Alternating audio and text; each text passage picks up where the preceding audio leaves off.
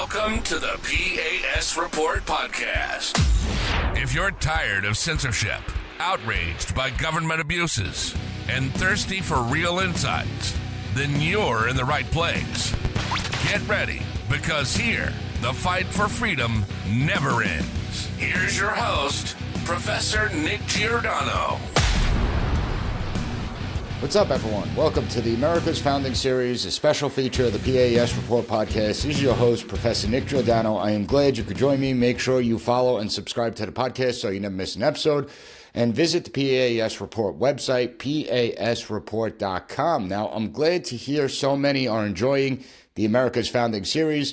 And keep sharing it with your family and friends. I mean, this is apolitical. It goes beyond whatever someone's political ideology is. The America's Founding Series goes to the core of the forgotten patriots who helped shape this nation. And sadly, too few received a quality education in this country when it comes to our history. And that's why I decided to do the podcast. That's why today I want to talk about a founder that played such an integral role in our development.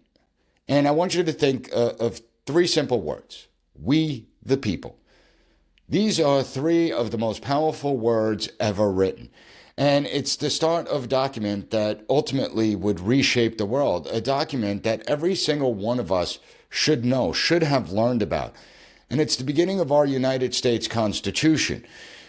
Now, we need to ask ourselves, who wrote those words? And why are those words important? Why those words? How did this transform our society and the rest of the world?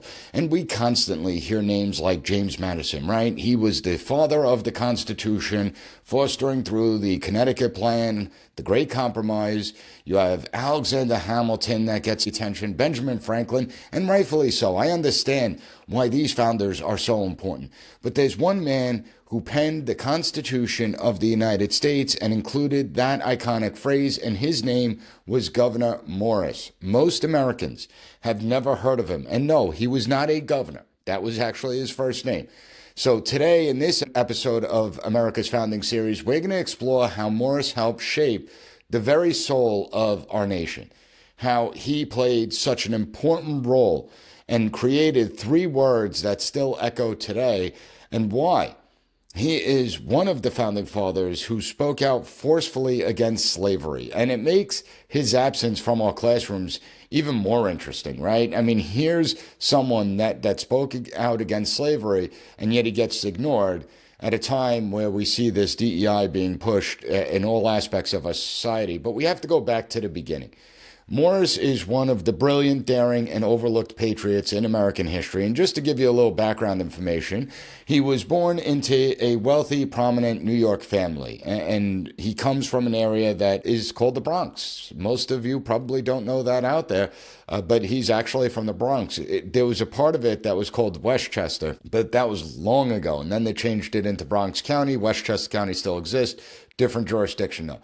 But many families in the colonies, when the American Revolution came, it tore families apart. His mother was actually a loyalist. And after the Battle of Long Island, his mother actually gave the estate to Britain so that they could train troops and run operations out of there. His half-brother, Stanislaus Morris, was a major general and fought for the British military.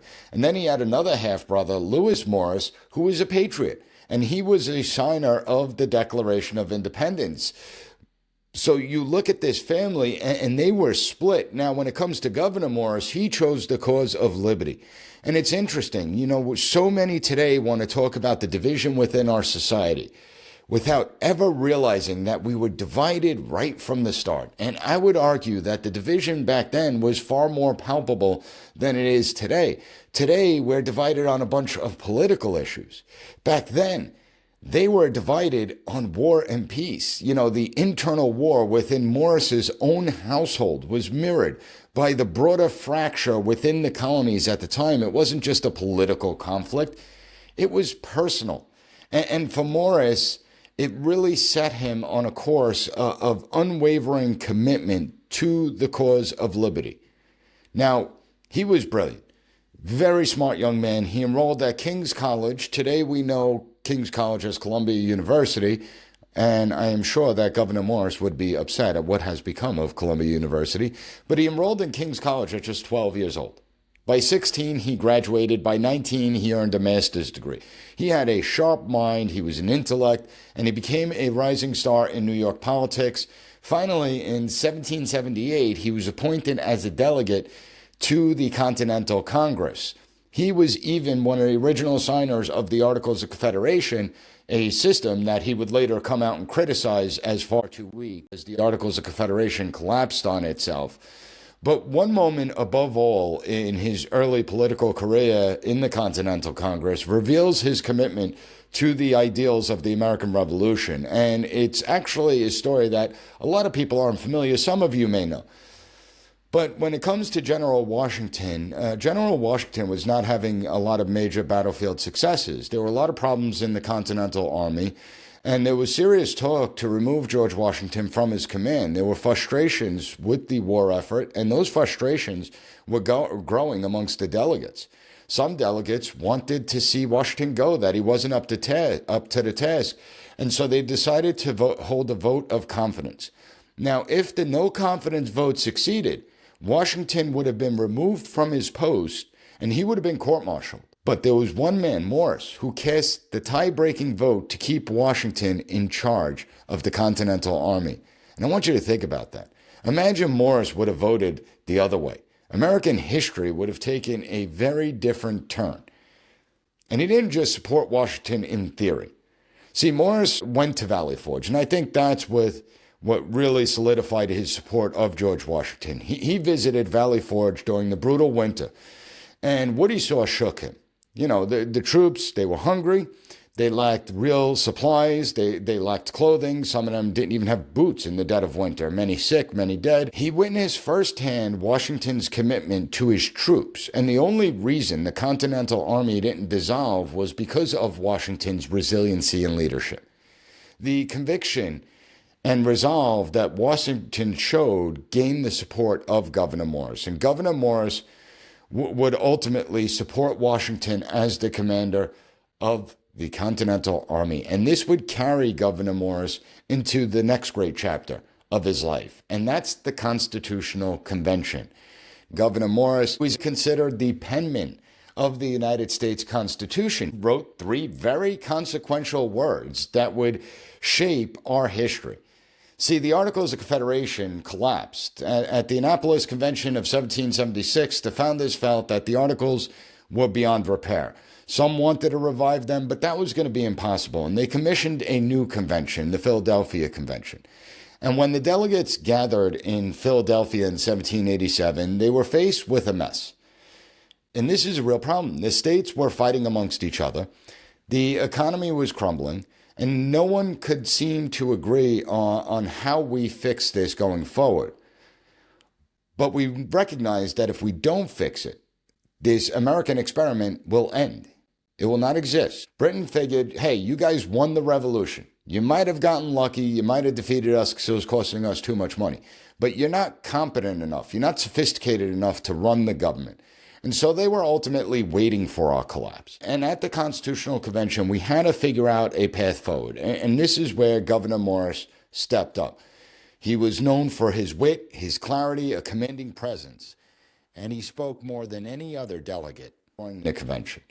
When it came time to write the Constitution, not just debate it, the job fell to him. As the Connecticut Plan was taking shape, he was named the chairperson of the Committee of Style, tasked with organizing and refining the document. And it was Morris who took the legalistic, clunky draft that most people wouldn't understand and transformed it into the masterpiece that we know of today. The shift, the preamble, initially it was going to start with "we the states," but not under Gouverneur Morris. Gouverneur Morris decided to change it. And he created the shift from "we the states" to "we the people." And that ultimately would change everything, because it wasn't just a stylistic edit. It was a statement of purpose. It was the beginnings of creating an American identity, a declaration that power rests not in government, not in the elites, but in us, the citizens, the people. It was a fundamental change that's going to alter the source of the constitutional's authority. It's not going to be the states that have the authority. It's not going to be the central government that has the authority. Instead of being a compact between the states, instead of this massive central authority, the document is going to derive its legitimacy directly from the citizenry. And it's going to establish the principle of popular sovereignty. Now, we don't know exactly why Morris made that change. We know that Morris wanted a strong centralized government over the strong states under the Articles of Confederation. And while we can't know for sure why he made this change, it's my belief that it's likely he was driven by the belief in a unified national identity that's going to transcend state boundaries. He understood the importance of the concept of nationhood and that we need to be united under one nation. And it was also a pragmatic recognition that a government must draw its power directly from the people. That if the government draws its power directly from the people, inherently that government is going to be stronger and the country will be more enduring because of that. So with those three words, we the people, Morris gave America its voice. But he didn't stop there. Because when we look at the Constitutional Convention, a lot of people think the Founding Fathers just went in, they negotiated and compromised in some areas, and now pops the Constitution. There were heated debates on a whole variety of topics, from the Electoral College to what type of legislative body should we have? Should we have a bicameral legislature, a unicameral legislature? Should we have a president? Should we have a king?